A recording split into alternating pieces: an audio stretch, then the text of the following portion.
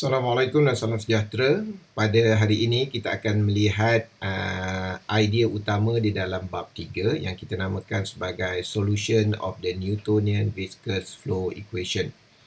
Di dalam tajuk ini kita akan membincangkan dua aliran yang utama, iaitu pertama dikenali sebagai Couette flow dan satu lagi akan dikenali sebagai Poiseuille flow.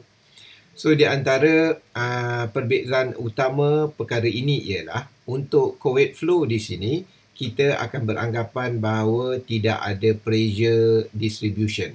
Tetapi di dalam Poiseuille flow, kita akan mengambil kira pressure distribution. Itu sebenarnya dua perbezaan utama di antara Couette flow dan Poiseuille flow. So in this section, we consider three two-dimensional laminar flows with parallel streamline. The flows are steady and uniform. That is, there is no change in velocity along a streamline. Using the momentum equation, we will first derive a general equation for the flow velocity and then apply it to three specific problems. 1. Flow produced by a moving plate. 2. Liquid flow down an inclined plane.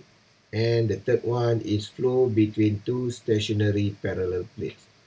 Oleh itu, kita akan membincangkan tiga keadaan ini, tetapi untuk memudahkan pengiraan, kita akan derive general equation daripada Navier-Stokes equation sebenarnya. Tetapi, untuk keadaan ini, kita akan melihat daripada sudut yang lain. Okay, katakan kita mempunyai keadaan seperti ini. Kita mempunyai plate yang condong pada certain angle. So, ini adalah angle yang tertentu. Kemudian kita dapati bahawa velocity distribution-nya adalah berbentuk seperti ini. Kemungkinan daripada gambar ini, mungkin kita boleh mengatakan bahawa perubahan had laju hanya berlaku pada kawasan ini. Tetapi pada bahagian yang lain, had laju telah kembali sama seperti had laju asal. So, mengapa velocity distribution ini berlaku?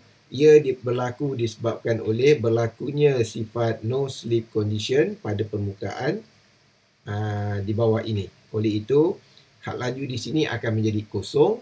Kemudian akan meningkat dan akhirnya akan kekal pada satu had laju yang konstan, iaitu had laju ketika ia belum menyentuh permukaan solid ini ataupun had laju yang kita kata berada jauh daripada permukaan.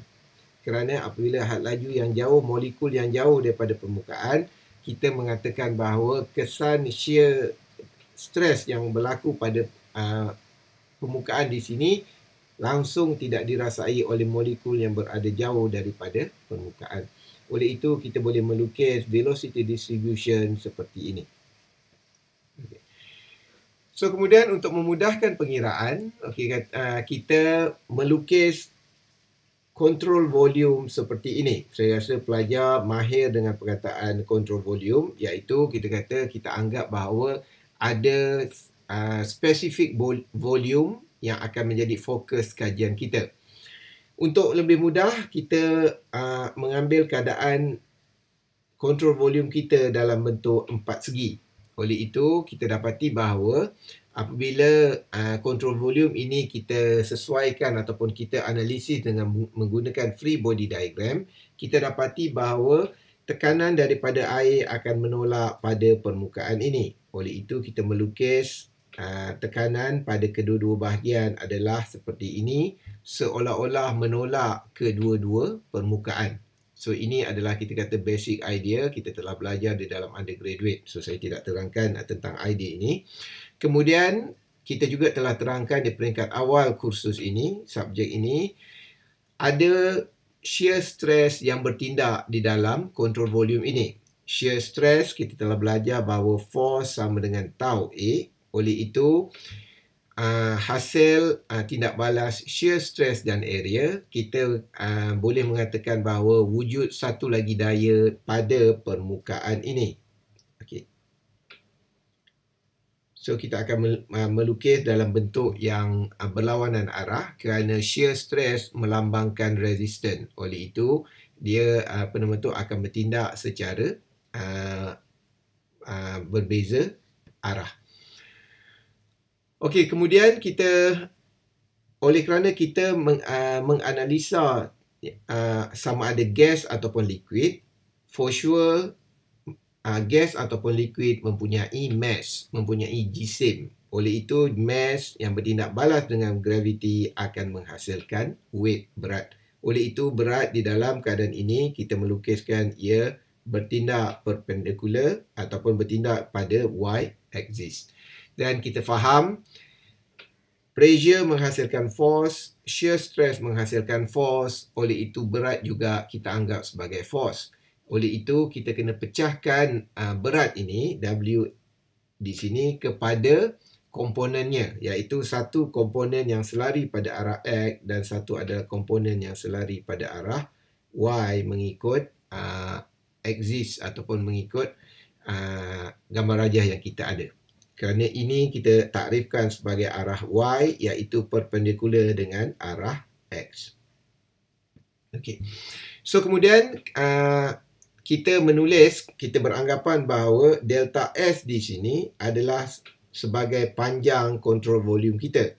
Oleh itu, sekiranya kita ingin mengira volume ataupun isi padu, kita boleh mengira dengan cara delta S didarabkan dengan delta Y di sini, ketinggian ini, dan kita darabkan dengan lebar objek ini. So, untuk memudahkan pengiraan ataupun seperti yang dinyatakan di dalam keterangan sebelum ini, kita menggunakan two-dimensional. Oleh itu, kita boleh beranggapan bahawa lebar di sini bersamaan dengan 1 unit. Okey, oleh itu di sini yang dinyatakan sebagai delta S time delta Y time unity.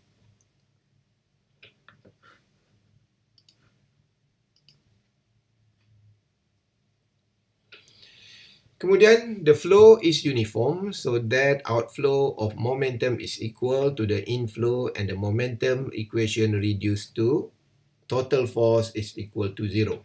So, ini dengan kata lain, kita beranggapan bahawa ia adalah equilibrium. Oleh itu, total force akan menjadi kosong.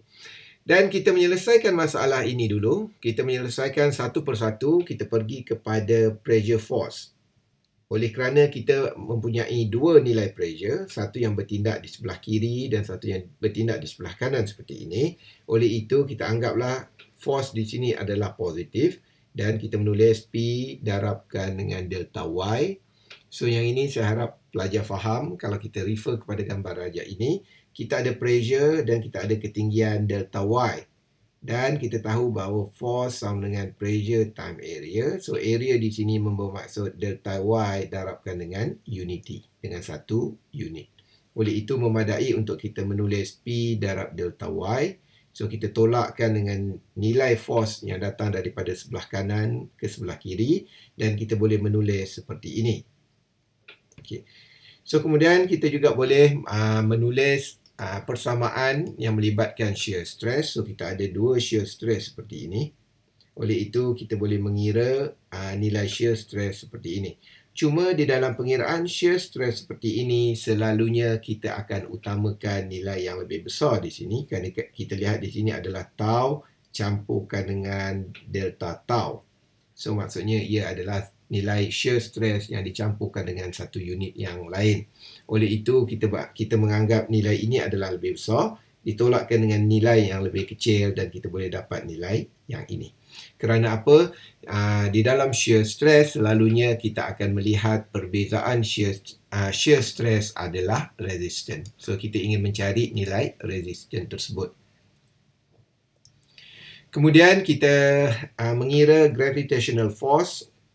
Yang ini saya rasa pelajar faham, kita menggunakan idea W darab sin theta untuk mendapatkan nilai graviti pada paksi X. Dan kita gantikan W dengan mg, kemudian kita gantikan nilai M. Kita tahu bahawa rho sama dengan mass over volume. Oleh itu, kita boleh menulis mass sama juga dengan rho dan volume. So, kita gantikan mass dengan row dan volume, dan volume kita boleh mengira dengan cara delta S darabkan dengan delta Y didarabkan dengan unity ataupun didarabkan dengan 1 unit. So kemudian kita boleh ringkaskan lagi, iaitu idea berkenaan dengan sin theta di sini kita boleh menulis sebagai negatif, ada negatif di hadapan, negatif dz ds, kerana berdasarkan gambar rajah ini, okey, sekiranya kita ada nilai theta di sini, okey, kita boleh dapati bahawa ketinggian ini adalah negatif delta z kerana ia condong ke bawah. Kalau kita lihat, ia membentuk segitiga seperti ini. Oleh itu, nilai y di sini adalah di dalam arah negatif. So, kita beri dia negatif dz, dan panjang ini kita kata oleh kerana ia condong, ia sama dengan hipotenus, so dia menjadi ds. Oleh itu, angle di sini sama juga theta di sini kita menulis sebagai negatif dz ds. Okey, itu yang kita tulis di sini.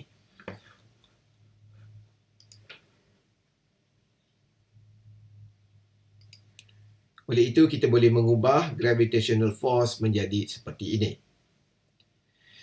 Kemudian, dengan anggapan bahawa summing all forces to zero and dividing through by delta S, delta Y, dan kita boleh menulis sebagai ini.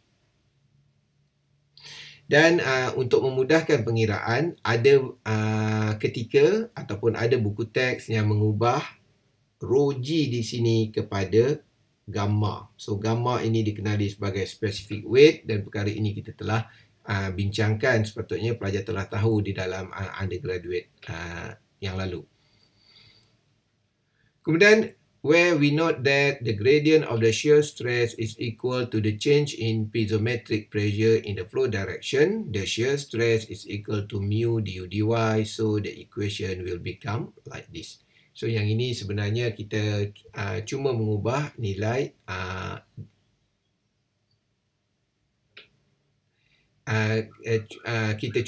kita mengubah nilai d tau yang ada di sini. So, kita mengubah tau sama dengan mu du dy. Dan perkara ini saya rasa terlalu common. So, kita substitutekan nilai tersebut dan kita boleh dapatkan nilai seperti yang tertera di sini.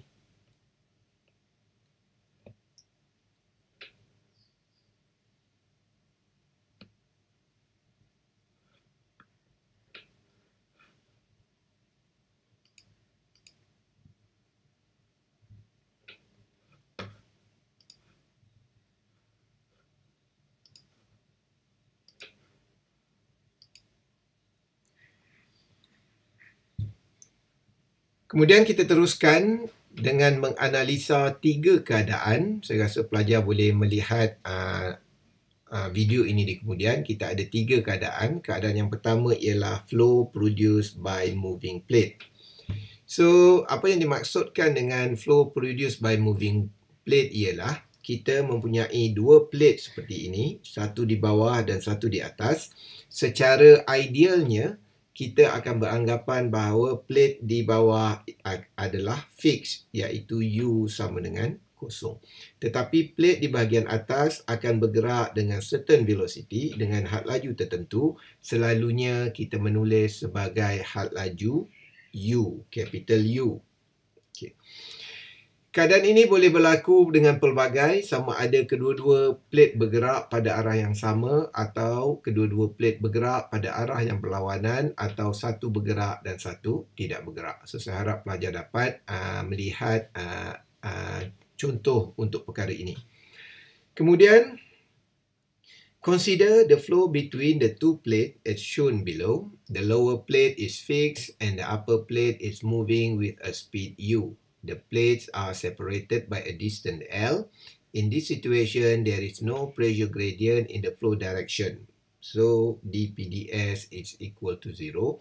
And the streamline are in the horizontal direction, means that dz over ds is equal to 0. Okay, so daripada kenyataan ini saya rasa pelajar boleh faham dia dua plate ini terpisah dengan gap sebanyak L dan kita boleh melukis velocity distribution seperti ini dengan beranggapan bahawa molekul di bawah ini tidak bergerak kerana no slip condition, dan tetapi molekul di bahagian atas di sini juga mengalami keadaan no slip condition, tetapi oleh kerana plate ini bergerak dengan had laju U, oleh itu molekul di sini akan bergerak dengan had laju U juga. Okey, oleh kerana kita mengatakan bahawa dPds sama dengan kosong, maknanya tidak ada perubahan tekanan di sepanjang paksi S. Kerana apa? Kerana ia adalah steady flow, oleh itu had laju di sini dan had laju di sini adalah sama. Oleh itu jika had laju sama, maksudnya tidak ada tekanan, perubahan tekanan di sepanjang paksi S. Dan kemudian oleh kerana kita kata streamline adalah di dalam keadaan horizontal, kita beranggapan bahawa dz ds sama dengan kosong, iaitu kita kata tidak ada perubahan pada had laju paksi Z. So paksi Z adalah had laju pada arah lebar di sini. Okay, oleh itu had laju di sini adalah sama, had laju Z di sini juga adalah sama. Okay, selalunya kita akan anggap dz ds sama dengan kosong.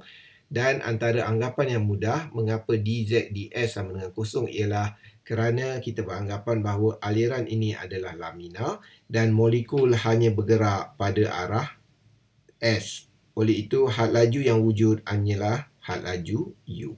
So di sini sama dengan kosong, di mana kita nak masukkan? Kita masukkanlah di sini. Maksudnya kita ada dPds di sini dan kemudian kita ada rho gz di sini, iaitu tetapi kita beranggapan bahawa graviti kita kata akan bertindak pada paksi Y. Kita sekarang ini menganalisis pada paksi X seperti ini, oleh itu nilai graviti di sini tidak akan memberi kesan. Oleh itu nilai graviti akan menjadi kosong sebenarnya.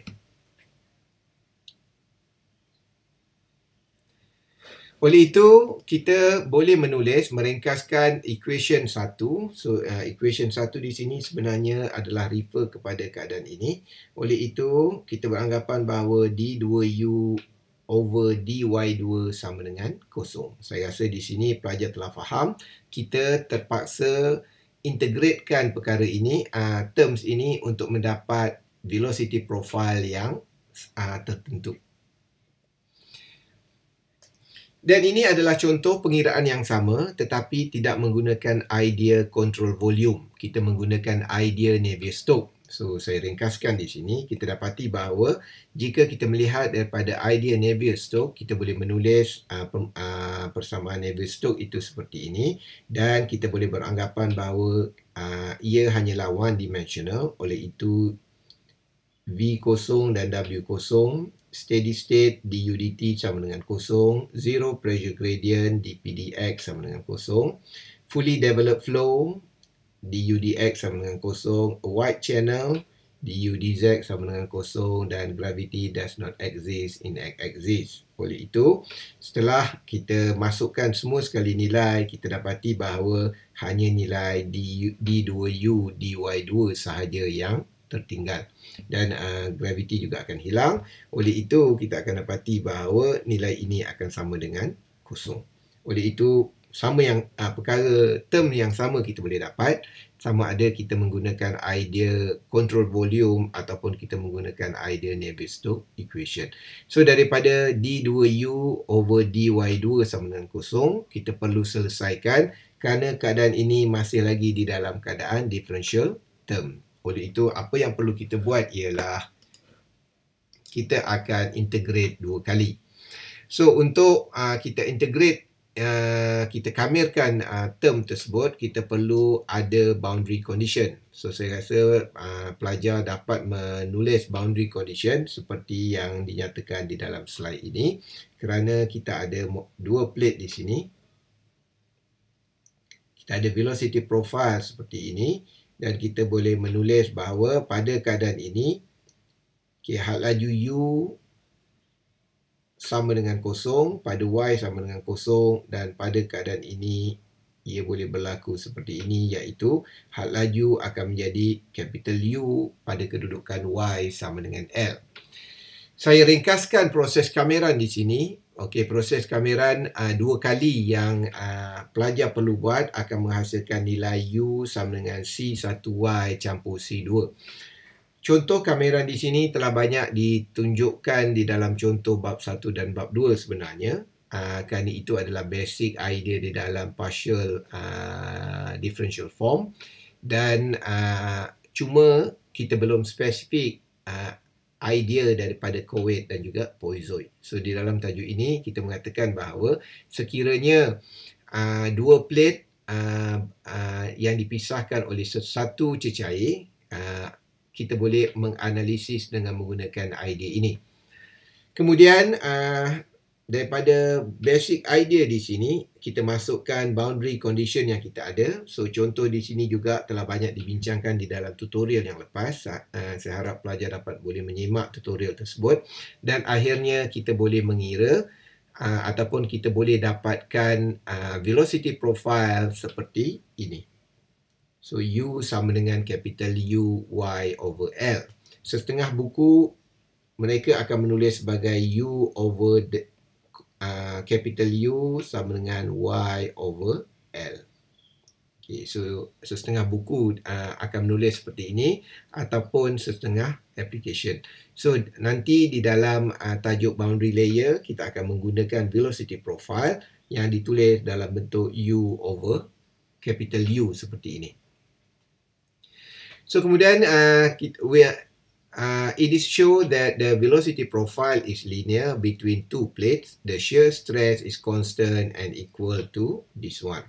So this flow is known as a Couette flow after a French scientist M. Couette who did pioneer work on the flow between parallel plates and rotating cylinder.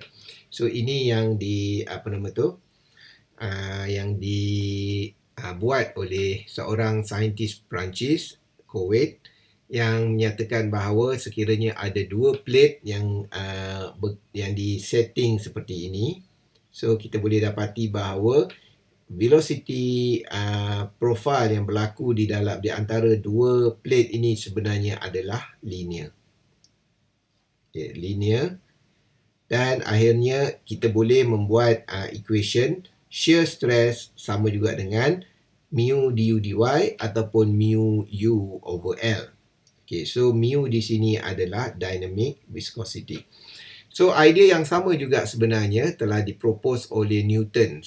Itu sebab kita mempunyai rumus tau sama dengan mu du dy yang dipropose oleh Newton, dikenali sebagai Newton's law of viscosity. Dan Newton telah mengatakan bahawa nilai mu di sini adalah kecerunan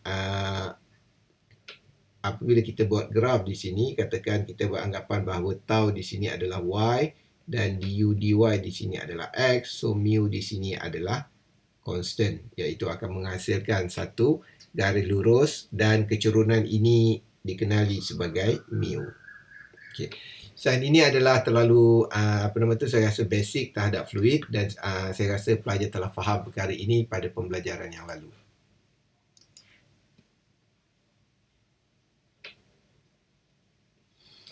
Kita lihat satu contoh mudah. If the fluid between the plate is SAE 30, lubricating oil at T equal 38 degrees Celsius, the plates are spaced 0.3 mm apart. The upper plate is moved at a velocity of 1.0 meter per second. So what is the surface resistance for 1.0 meter square of the upper plate? So maknanya resistance di sini akan reflect pada shear stress yang ada. Kita boleh mengira sebagai tau sama dengan mu du dy sama juga dengan u over L, dan kita boleh mendapatkan nilai shear stress adalah 333 Newton per meter square, dan kita darabkan dengan area, kita boleh dapat ia sekitar 333 Newton. So di sini pelajar juga boleh beranggapan maksud du dy di sini ialah perbezaan had laju delta U dibahagikan dengan delta Y. Oleh itu, perbezaan had laju di sini, jika kita ada dua plate di sini, sekiranya plate di bawah adalah kosong dan plate di atas adalah mempunyai nilai 5, oleh itu memadai untuk kita mengambil nilai 5 tolak 0. kosong. Oleh itu kita memadai kita menulis U tolak capital U tolak U capital U tolak U sama juga dengan capital U tolak kosong kerana U sama dengan kosong. Oleh itu kita dapat U dan dy di sini sama juga L sama dengan kosong dan L sama dengan capital L. Oleh itu L tolak kosong akan menghasilkan nilai L. Kerana ada setengah application, dia menggunakan idea delta U over delta Y. Kita teruskan dengan aplikasi ataupun application yang kedua, iaitu liquid flow down and incline plane. So di dalam bab ini kita akan melihat bendalih bergerak bukan disebabkan oleh ada plate yang bergerak, tetapi bendalih bergerak disebabkan oleh graviti yang menarik. Bendalih itu turun ke bawah disebabkan bendalih itu berada di atas permukaan yang condong. Consider the flow down and incline plane as shown below. The liquid layer, which has a depth d, has a free surface where the pressure is constant. So along the surface dpds is equal to 0. Di sini kita beranggapan bahawa pressure yang bertindak di sepanjang ini sebenarnya adalah atmospheric pressure. Dan oleh itu kita beranggapan bahawa tidak ada perubahan pressure yang berlaku di sepanjang paksi S. Oleh itu kita boleh menulis sebagai dpds sama dengan kosong. The pressure is hydrostatic across any section in the z direction but does not change in the streamline direction. The shear stress at the free surface between the air and liquid is small and therefore neglected. Dan di dalam keadaan ini dia mengatakan any direction in the z direction does not change in the streamline direction. Ini maksudnya ialah oleh kerana berlaku kalau cecair, kita kata kita boleh mengira tekanan adalah rho GH. Tetapi oleh kerana velocity distribution ini sama, oleh itu di dalam paksi Z, iaitu dalam arah lebar plate itu, kita kata tidak ada perubahan tekanan kerana velocity profile adalah sama. Kemudian dinyatakan bahawa shear stress at the free surface. So apa yang dikatakan free surface? Free surface ialah surface di mana molekul cecair bertemu dengan molekul gas dengan molekul atmospheric pressure. So kita dapati bahawa walaupun kedua-dua objek ini ataupun perkara ini adalah fluid, satu adalah gas dan satu adalah liquid. So oleh kerana nilai gas di sini mempunyai shear stress yang terlalu kecil, oleh itu kita kata shear stress between liquid and gas kita boleh abaikan dengan beranggapan bahawa perbezaan shear stress yang berlaku di sini tidak mengurangkan nilai shear stress yang ada pada liquid. Kerana kita tahu gas berada agak antara satu molekul dengan molekul yang lain agak berjauhan. Oleh itu shear stress gas adalah terlalu lemah. Oleh itu kita boleh abaikan shear stress yang berlaku pada permukaan cecair.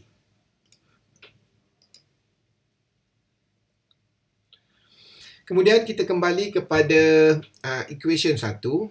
In this section, the gravitational force is balanced by the shear stress. The differential equation reduced to this one.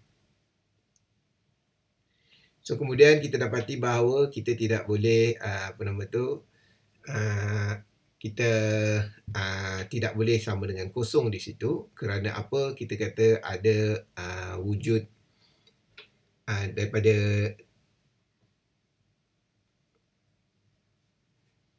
oleh sebab ia jatuh dengan incline, oleh itu kita dah menghasilkan sebutan d2u over dy2 sama dengan 1 per mu d ds over rho campur rho z. Dan kemudian kita kata di sini ds dz di sini kita dp ds kita boleh abaikan, tetapi Okey, dPds di sini oleh kerana pressure tak ada, so di sini sebenarnya dia akan menjadi 1 per mu dP over ds campurkan dengan 1 per mu d rho z over ds. Okey, oleh kerana dPds pressure tidak almost zero, tidak ada perubahan tekanan, so ia menjadi kosong. So kita tinggal d over mu kita hanya ada term 1 per mu d rho z over ds. Dan rho di sini sama juga dengan gamma di sini sama dengan rho dan g. So rho dan g di sini kita keluarkan kerana density dan gravity adalah constant. So jadi kita akan menulis kat sini rho g over mu, kita ada dz over ds. Dan yang ini saya rasa pelajar ingat, kita ada gambar rajah seperti ini di dalam di peringkat awal pengiraan kita dengan anggapan pada ini adalah dz. Oleh itu ia menghasilkan negatif sin theta kerana negatif di sini tidak wujud di dalam terms ini. So kalau kita ubah menjadi theta, so kita boleh samakan dia sebagai negatif sin theta.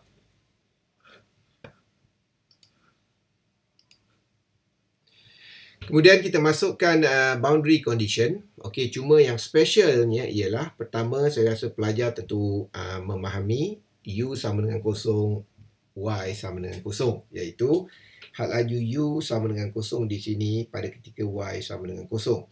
Tetapi untuk boundary condition pada kedudukan yang nombor 2 di sini, selalunya orang akan menulis pada Y sama dengan D, maknanya pada ketinggian ini, kita tidak boleh tahu apakah nilai U sama ada ia sama dengan capital U atau ia sama dengan mungkin 70% capital U. Oleh kerana kita tidak tahu nilai velocity tersebut, kita mengambil idea du dy sama dengan kosong.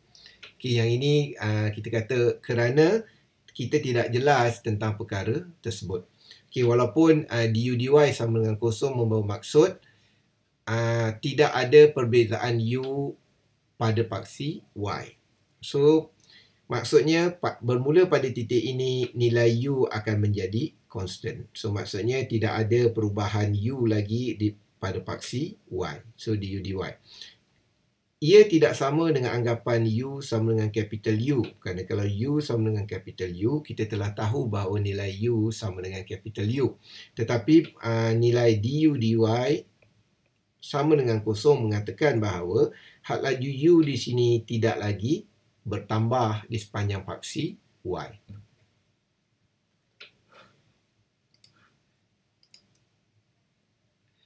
Oleh itu kita ada boundary condition seperti ini dan kemudian kita akan integratekan nilai ini dua kali. So kita integration kali pertama kita menghasilkan nilai ini.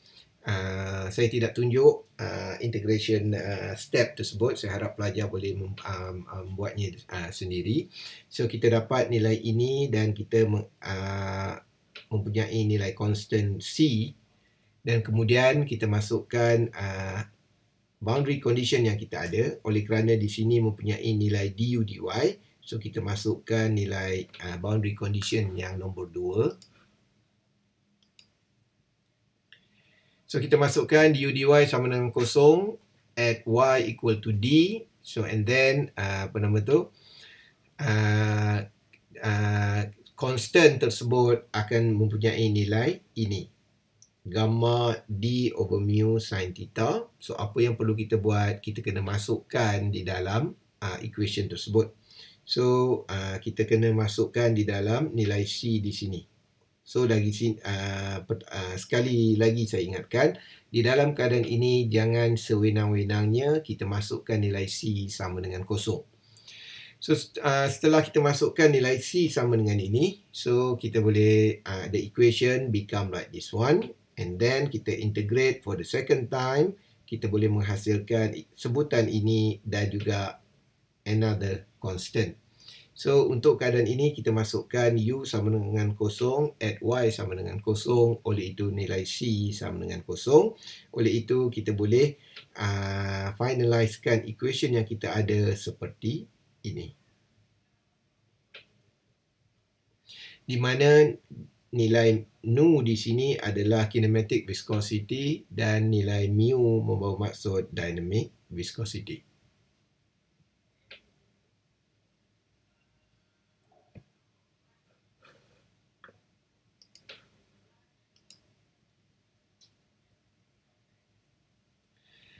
So kemudian kita membuat sedikit analisis, iaitu the resulting profile is a parabola with maximum velocity occurring at the free surface. The maximum velocity is u is equal u max at y equal d.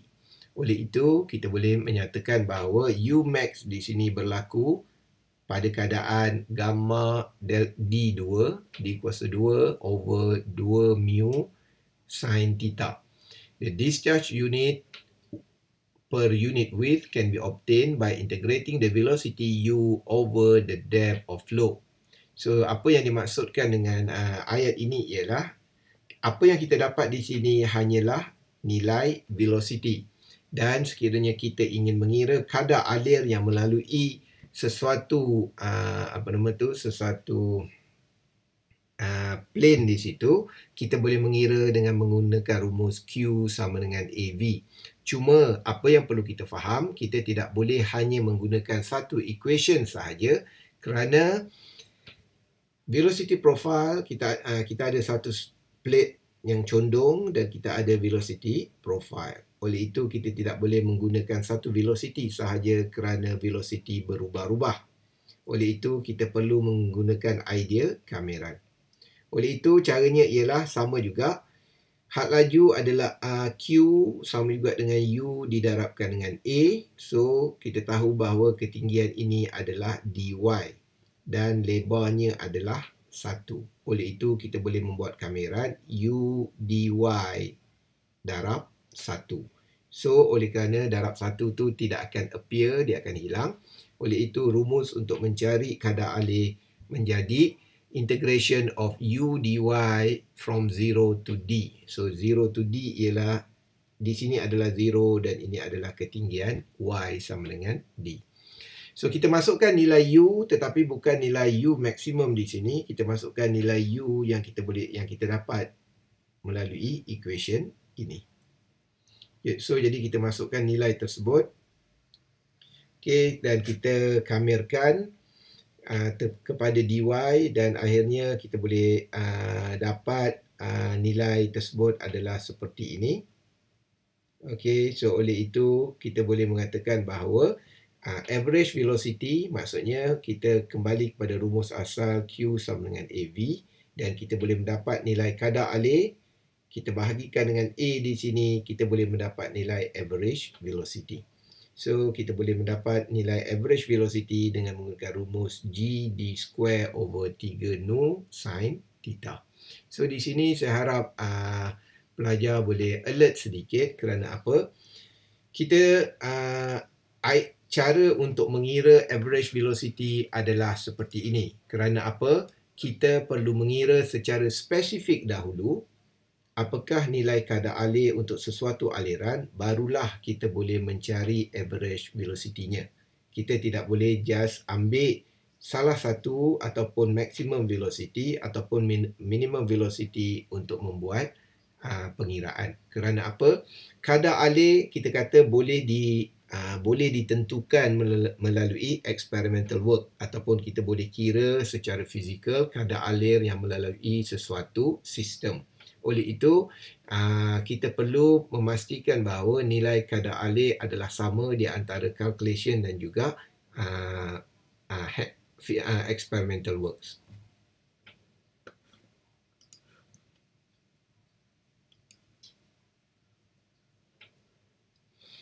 Kemudian kita analyse sedikit lagi menunjukkan dengan daripada satu point of view yang berbeza.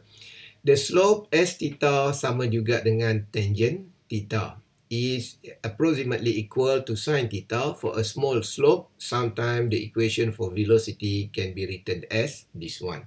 So, di dalam satu application yang lain, kita dapati bahawa sekiranya application tersebut mempunyai slope yang kecil sahaja, kita boleh menggantikan nilai tangent theta dengan sin theta.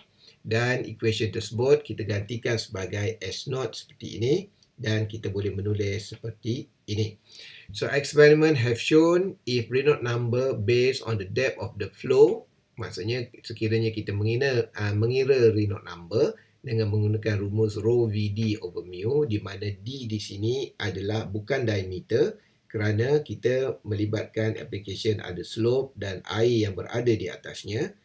So kita tidak ada diameter, tetapi kita beranggapan bahawa ketinggian ini adalah depth. Dan kita boleh mengira Reynolds number dengan menggunakan rumus ini. Is less than 500, one can expect laminar flow in this situation. If the Reynolds number is greater than 500, the flow becomes turbulent and the result of this section are no longer valid. This is called an open channel problem. So sekiranya kita membuat eksperimen dengan menggunakan small slope di sini, kita dapati bahawa Reynolds number yang terhasil sekiranya kurang daripada 500, ia adalah laminar, tetapi sekiranya lebih daripada 500, ia adalah turbulent. Dan saya ingatkan untuk co-wave flow, analisis ini hanya valid untuk keadaan laminar. Dan perkara ini dikenali juga sebagai open channel problem. So di dalam undergraduate, di dalam option subjek tahun 4 di UTM, kita ada memperkenalkan satu bab berkenaan dengan open channel problem. Open channel membawa maksud aliran yang melalui sesuatu saliran tetapi terbuka kepada atmospheric pressure. So maksudnya seperti contoh longkang, sungai dan sebagainya. Selalunya di dalam fluid mechanics kita akan fokus kepada flow in pipe. So maksudnya flow in pipe, aliran adalah penuh di dalam sesuatu pipe. Tetapi open channel berlaku apabila aliran tersebut melalui satu sistem saliran yang terbuka. Terbuka membawa maksudnya ia tidak memenuhi sistem saliran tersebut dan ia berinteraksi ataupun attach dengan atmospheric pressure.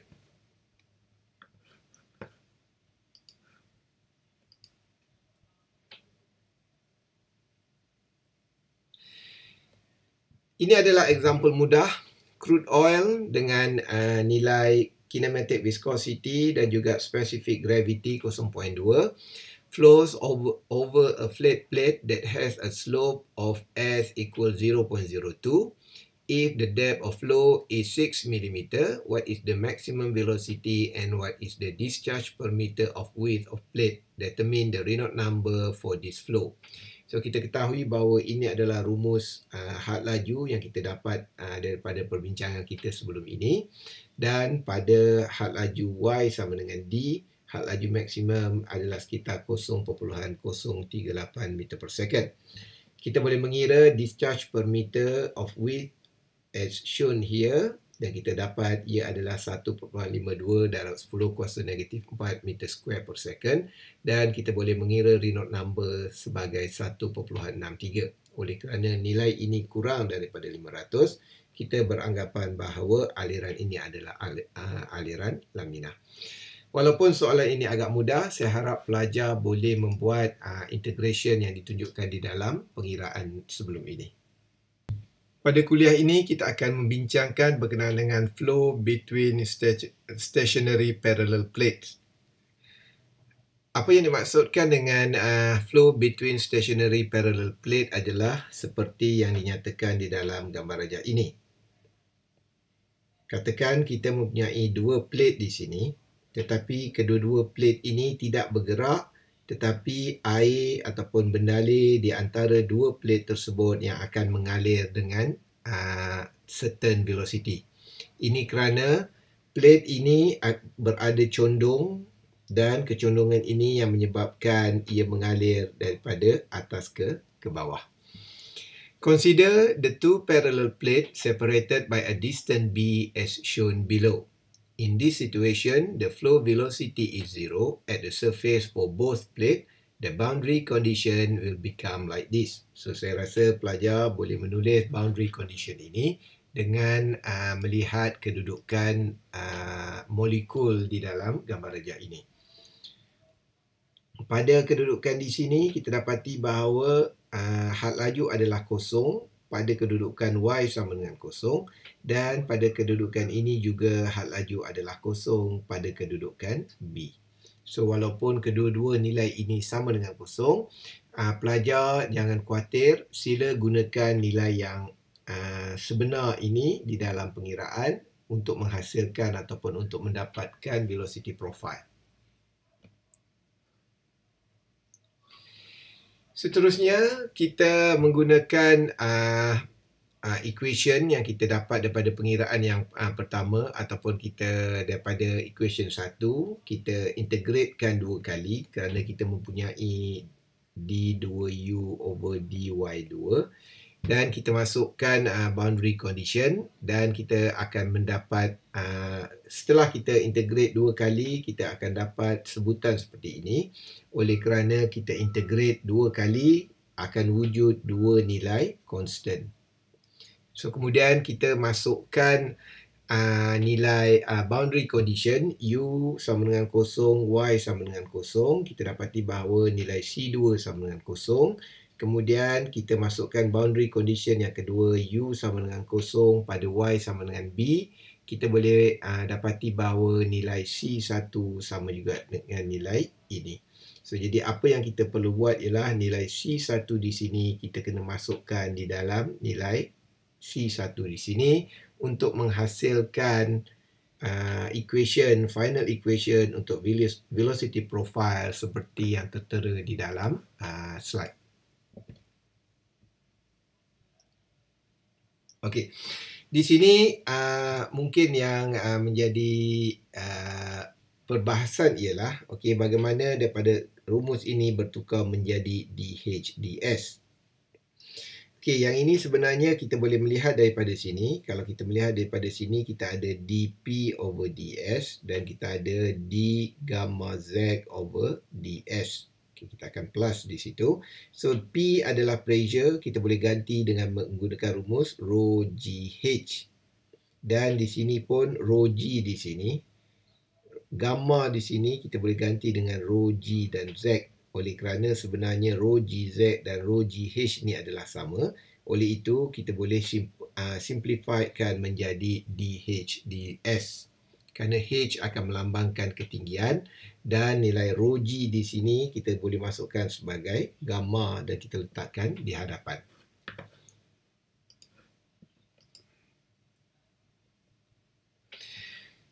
So, in this situation, the parabolic profile is shown with the maximum velocity occurring on the center line between the plates. Okey, di dalam keadaan ini kita dapati bahawa maximum velocity akan berlaku di tengah-tengah plate di sini. Kerana di sini adalah had laju kosong dan di sini juga had laju adalah kosong. Oleh itu, kedudukan di tengah-tengah plate adalah pada kedudukan Y sama dengan B per 2. Oleh itu, kita boleh masukkan nilai maximum velocity occur at Y equal B over 2 dan kita boleh menulis perkara ini. Dan secara eksperimentalnya, yang ini dikatakan sebagai piezometric head, kita gantikan nilai dP ds dan juga d gamma z ds dengan dH ds sahaja. Kerana nilai dH dz di sini adalah pengiraan tekanan berdasarkan menggunakan piezometer. So, the fluid always flows in the direction of decreasing piezometric pressure or piezometric head. So, dH ds is negative. This will give a positive value for U maximum. So, selalunya kita mengatakan bahawa bila had laju menurun seperti ini, had laju akan kekal sama sebenarnya secara realiti. Kerana apa? Kerana had laju ingin mengekalkan kadar alir. Kita tahu bahawa Q sama dengan AB dan sekiranya cross-sectional area di sini sama. Oleh itu, had laju juga akan kekal sama. So, maksudnya di dalam realiti, had laju adalah kekal sama.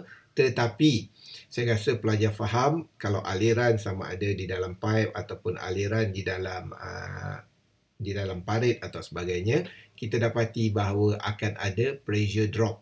So, pressure drop inilah yang digambarkan sebagai negative value of pressure. Jadi sekiranya nilai DHDS di sini kita beri nilai negatif, so nilai 2 negatif akan menghasilkan positif. Oleh itu kita akan dapatkan nilai Umax yang positif.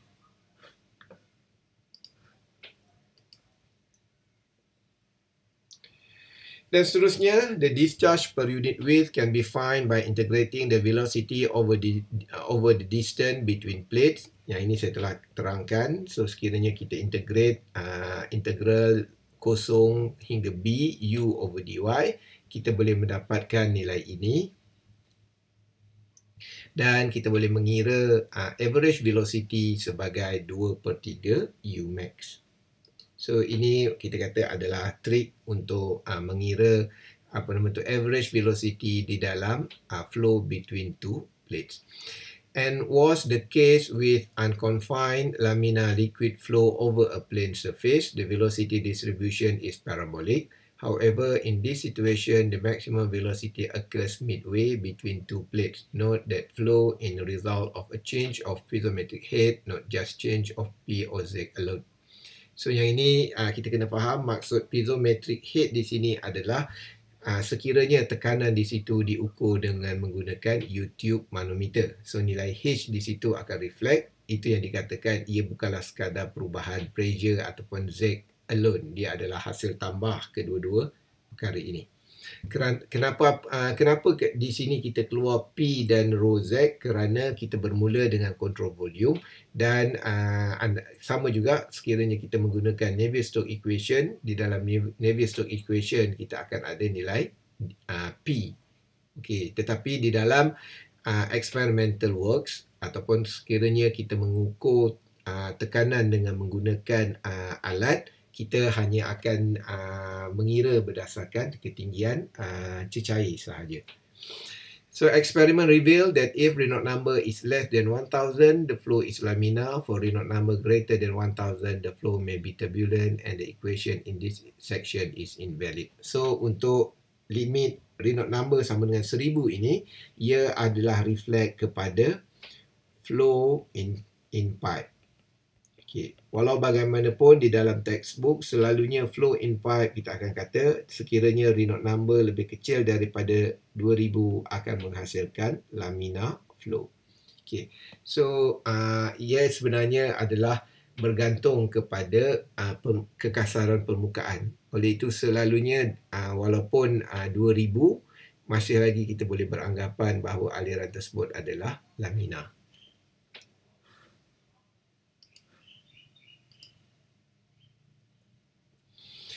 So example, oil having a specific gravity of 0.8 and viscosity 0.02 Newton second per meter square flows downward between two vertical smooth places, smooth plates spaced 10 mm apart. If the discharge per meter of width is 0.01 meter square per second, what is the pressure gradient dPds for this flow? So kita tahu bahawa Reynolds number can be calculated as this one. Rho VB over mu. So, kita masukkan nilai B. Maksudnya ketinggian di antara dua plate 10 mm. So, it is equal to 0.001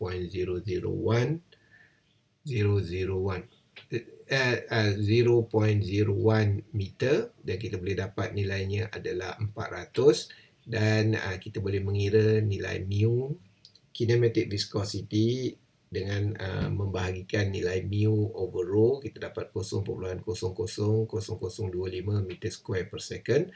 Dan kita boleh mengira nilai piezometric head as negative 0.306.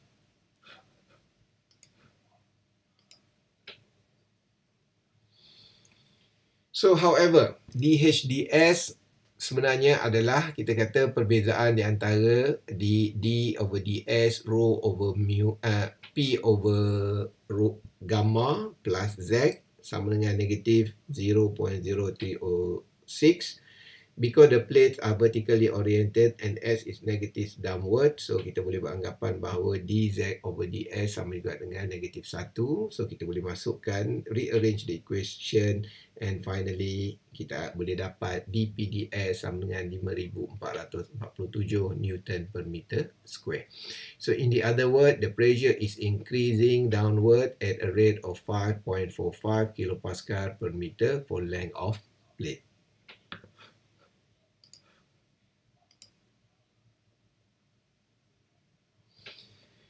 Seterusnya kita akan melihat perkara yang sama, maksudnya kita melihat a flow between two plates tetapi dengan menggunakan Navier-Stokes equation. So untuk yang lain saya tidak tunjukkan Navier-Stokes equation, cuma yang ini sahaja. So diharapkan pelajar dapat membuat relation di antara Navier-Stokes equation dan juga dengan cara yang saya tunjukkan di dalam slide ini. So the flow field between parallel plates will be derived here using the continuity and Navier-Stokes equation. Reference is made to above mentioned figure where y is the coordinate normal to the plate and x is the flow of direction. The flow field is fully developed, uniform, so the derivative du dx and dv dx are 0. The flow is steady, so du dt and dv dt are 0. The component of gravity vector in the x direction is g sin theta, and the component of the gravity vector in the y direction is negative g cos theta. The continuity equation for planar incompressible flow is du dx plus dv dy equal to 0. So ini adalah continuity equation. So kita telah belajar di peringkat awal bab 1 saya rasa. So saya harap pelajar boleh lihat semula berkenaan dengan continuity equation, dan ini adalah assumption yang kita gunakan di dalam pengiraan Navier-Stokes equation. Cuma saya harap pelajar dapat alert tentang idea gravity di sini, kerana for sure gravity akan menarik objek ini, tetapi gravity akan menarik objek ini ke bawah, maksudnya di dalam keadaan straight ke bawah seperti ini.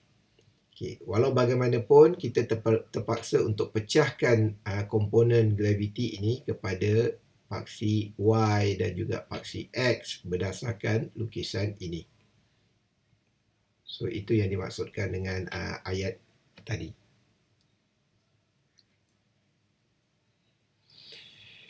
Kemudian, since du dx sama dengan kosong, the continuity equation reduced to dv dy equal to kosong, atau kita mengatakan bahawa nilai v di sini adalah constant, kerana dv dy membawa maksud had laju, perubahan had laju pada paksi y akan adalah kosong, tetapi nilai had laju v masih lagi sama dengan masih lagi mempunyai nilai.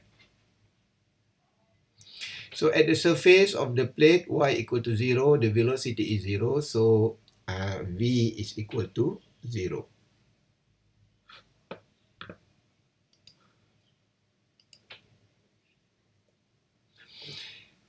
So ini adalah Navier-Stokes equation in y direction. So kita pergi kepada y direction dulu. Because v is 0 everywhere, there is no acceleration of the fluid in the y direction. So this component of Navier-Stokes equation reduced to this one. So yang ini saya harap pelajar dapat faham. Kita ada dua arah. Kita ada arah X di sini dan juga kita ada arah Y. Okay. Had laju di sini bergerak pada arah X. Okay, tetapi untuk pengiraan tadi kita fokus kepada arah Y terlebih dahulu.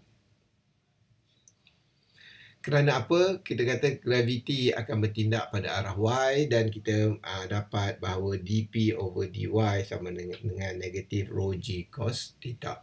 So kita integrating over Y, yang ini saya rasa pelajar dapat faham. Kita bawa nilai dy ke sebelah kanan, kemudian kita integrate kedua-dua bahagian, kita boleh dapat nilai P di sini, pressure, sama juga dengan negatif Y rho g cos theta campur P at Y equal to 0. So where P at Y equal to 0 is the pressure distribution along the lower wall. This equation shows that the pressure decreases with elevation in the duct as expected. In fact, y cos theta is equal to z. So this equation can be written as the equation of hydrostatic pressure variation, namely as this one.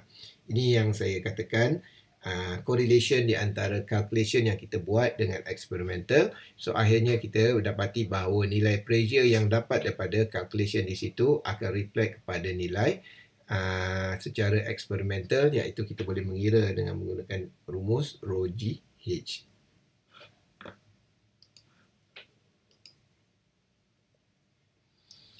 So the pressure gradient in x direction is dp dx equal dpy equal to 0 over dx. So dia menjadi dp dx. So n is the same for all value of y across the dial of any value of x.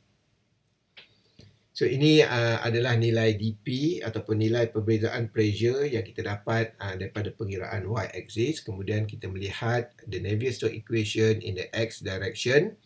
So it's stated as this one. Okay, for steady, fully developed flow, the left-hand side of this equation reduced to 0, no acceleration in the x direction, and the equation will become like this one.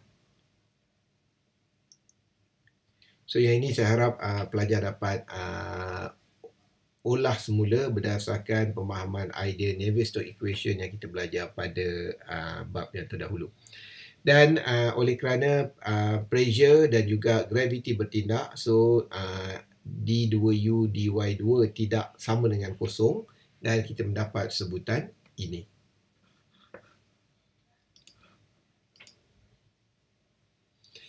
Because u is a function of y only, du dx sama dengan kosong, dan dp dx is a function only of x, this equation will become like this one. The slope of the dart can be expressed as sin theta equal to negative dz dx. Previously, we know that this one. So, and then we calculate this as this equation. So, which is the same equation as used in previous section to obtain the velocity distribution. So, di sini kita hanya ingin menunjukkan bahawa rumus yang kita gunakan di sini sebenarnya adalah sama sekiranya kita memulakan pengiraan kita dengan menggunakan idea control volume.